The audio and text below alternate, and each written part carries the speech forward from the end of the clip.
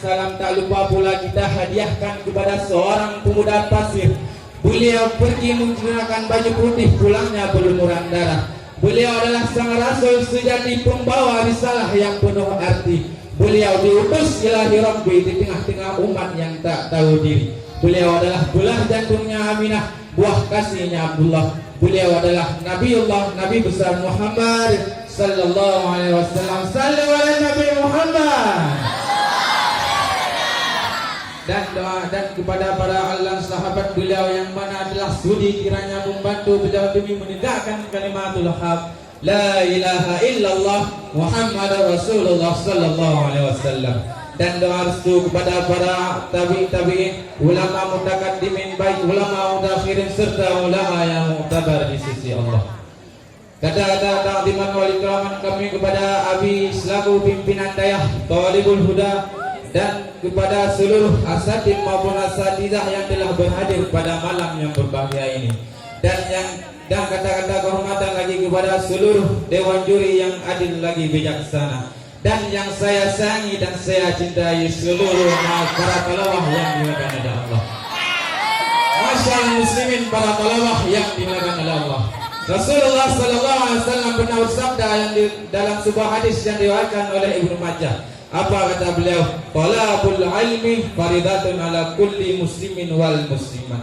Menuntut ilmu adalah sebuah perkara, menuntut ilmu adalah sebuah urusan yang diwajibkan bagi kita setiap muslim ataupun muslimah. Kenapa Rasulullah sallallahu alaihi wasallam memerintahkan kita untuk menuntut ilmu?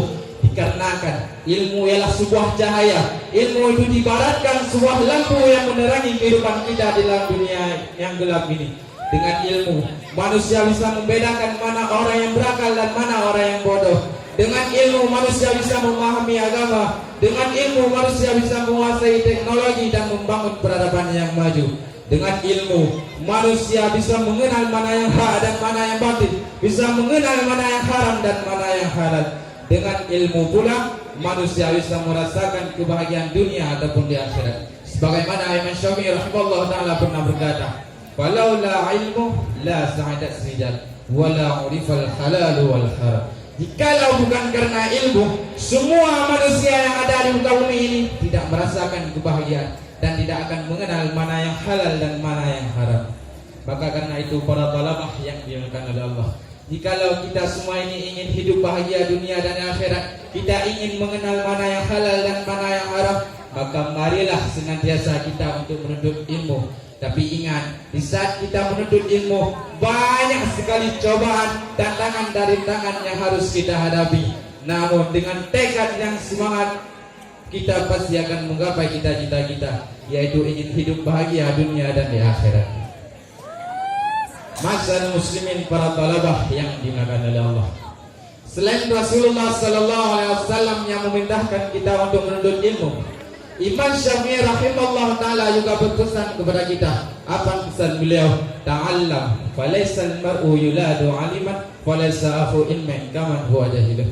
Belajar ilmu. Kenapa? Dikarenakan seseorang tidak ada yang terlahir pintar, dan manalah sama orang yang bodoh dengan orang yang bakar. Betul?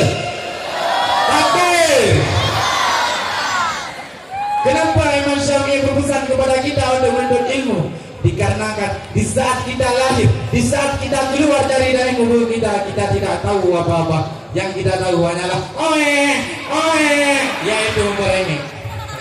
Selain daripada itu, tujuan Imam Syafi'i berpesan kepada kita untuk menuntut ilmu dikarenakan dengan ilmu itu sangat banyak manfaatnya, baik dunia maupun di akhirat. Di dunia ilmu bisa menjadi sebuah alat untuk mencari rezeki dan membangun peradaban yang maju. Sedangkan di akhirat ilmu bisa membawa kita jalan menuju surga. Tapi ingat wahai para talabah, ingat wahai para penuntut ilmu, di saat kita menuntut ilmu, cobaan dan tantangan itu sangat banyak yang harus kita hadapi. Namun jikalau kita ingin hidup bahagia, jikalau kita ingin hidup bahagia dunia dan akhirat, tidak harus terlebih dahulu merasakan kesusahan. Sebagaimana Imam Syafi'i pernah berkata, "Faman lam yazuk murra ta'allumi sa'atan tajarra zulah tula hayatihi." Seseorang yang tidak merasakan pahitnya di saat menuntut ilmu walaupun sesaat, ia akan menelannya hinanya kebodohan sepanjang kehidupannya. Kalian mau gak? Makanya menuntut ilmu. Masyarakat muslimin para talabah yang dimakan oleh Allah. Dari kata-kata Imam Syafi'i tersebut bisa kita pahami bahwasanya cobaan, tantangan, rintangan itu sudah wajib ada pada diri kita. Masyarakat muslimin para talabah yang dimakan oleh Allah. Kesimpulan yang dapat kita ambil ialah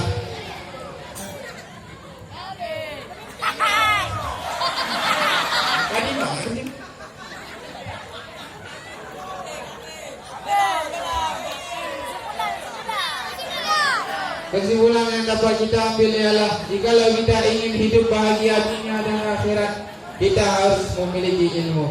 Dan cara kita bisa memiliki ilmu ialah harus dengan menuntut ilmu.